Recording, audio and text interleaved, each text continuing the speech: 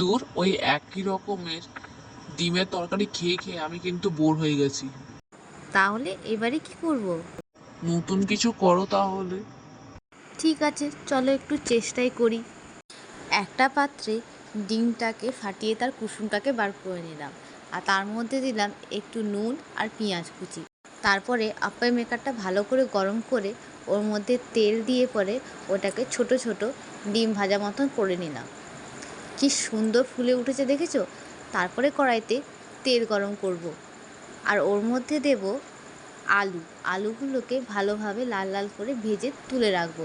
ওর মধ্যে দিলাম একটু নুন আর হলুদ, যাতে ওটা সাদা না লাগে। ব্যাস, আলুটাকে ভালোভাবে লাল লাল করে ভেজে ওটাকে উঠিয়ে নেব।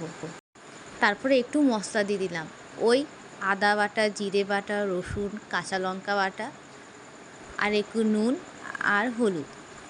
ব্যাস, সব কটাকে ভালোভাবে ভেজে নিলাম। তার মধ্যে দিয়ে দিলাম তেজপাতা, আর একটু একটু করে জল দিয়ে ওটাকে ভালো মতো ভেজে নেব, যতক্ষণ না মশলাতে একটু তেল বেরোয়।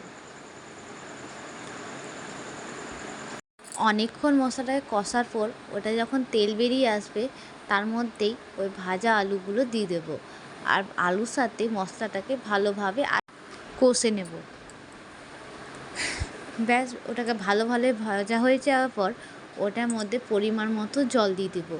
একটু ফুটবে, তার মধ্যেই ডিম ভাজাগুলো যে করে রেখেছিলাম ওইগুলোকে দিয়ে দেবো।